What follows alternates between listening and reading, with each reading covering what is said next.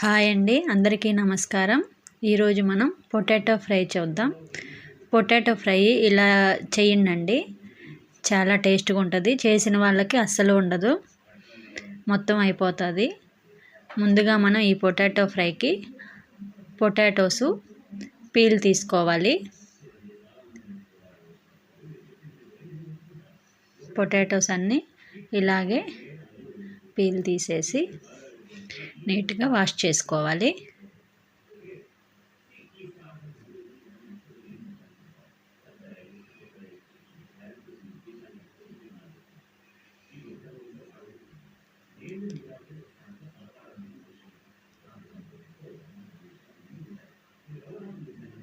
ఇప్పుడు మనం వాష్ చేసిన పొటాటోస్ని కొంచెం పెద్ద పీసెస్గా కట్ చేసుకోవాలి, చిన్నవిగా కాకుండా.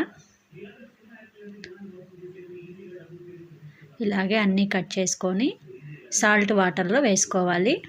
వాటర్లో ఇలా కల్లుప్పు వేసి మనం కట్ చేసిన పీసెస్ని ఇలాగ ఈ వాటర్లో వేసుకోవాలి. అప్పుడు మనకి కలరు బ్లాక్గా అవ్వకుండా ఉంటుంది. ఇందులోకి ఒక ఉల్లిపాయ, 2 పచ్చిమిర్చి కట్ చేసుకోవాలి. ఇప్పుడు కళాయి పెట్టుకొని అందులో ఆయిల్ వేసుకోవాలి. ఆయిల్ కొంచెం ఎక్కువే పడుతుంది. ఇప్పుడు ఇందులో మనం కట్ చేసిన పొటాటో పీసెస్ వేసుకోవాలి. పొటాటో పీసెస్ బాగా ఫ్రై చేసుకోవాలి. మనకి కలరు రెడ్ కలర్లో రావాలి పొటాటోస్. హై ఫ్లేమ్లో అస్సలు ఫ్రై చేయకూడదు, మీడియం ఫ్లేమ్లోనే ఫ్రై చేయాలి. కలుపుతూనే ఉండాలండి, లేకపోతే అడుగంటుతుంది, అప్పుడు టేస్ట్ మారిపోతుంది.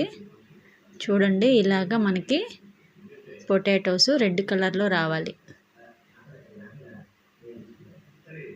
ఇప్పుడు వీటిని మనం ఒక ప్లేట్లోకి తీసుకుందాం.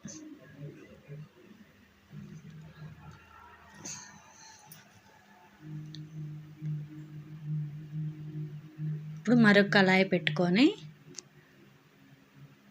కొంచెం ఆయిల్ వేసుకొని పోపు సామాను వేసుకోవాలి. ఇప్పుడు ఈ పోపు సామాను కొంచెం ఫ్రై అయిన తర్వాత మనం కట్ చేసిన ఆనియన్స్, పచ్చిమిర్చి వేసుకోవాలి.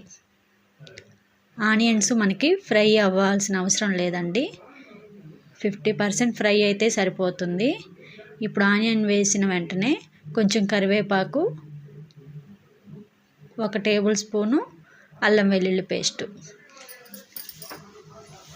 ఇవి 2 వేసుకొని ఒక 10 సెకండ్స్ ఫ్రై చేసుకోవాలి.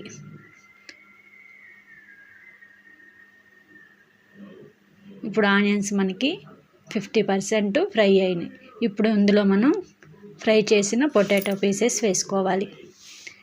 ఇప్పుడు ఈ ఆనియన్స్ ఫ్రై అయ్యేసరికి పొటాటోస్ కూడా మనకి పూర్తిగా ఫ్రై అవుతాయి.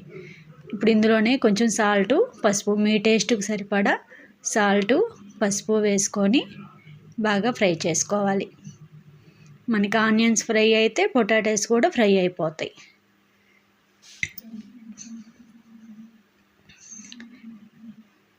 చూడండి, మనకి ఆనియన్స్ కూడా ఫ్రై అయిపోయినాయి.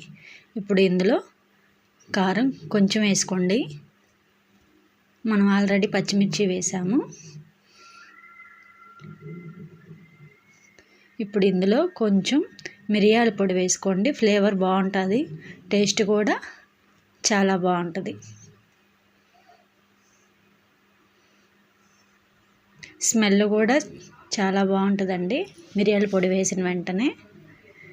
ఇప్పుడు మనకి పొటాటో ఫ్రై రెడీ అయిపోయింది.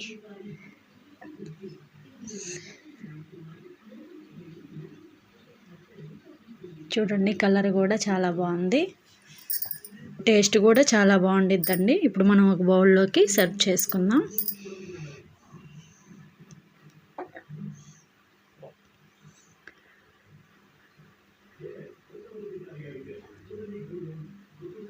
Thanks for watching.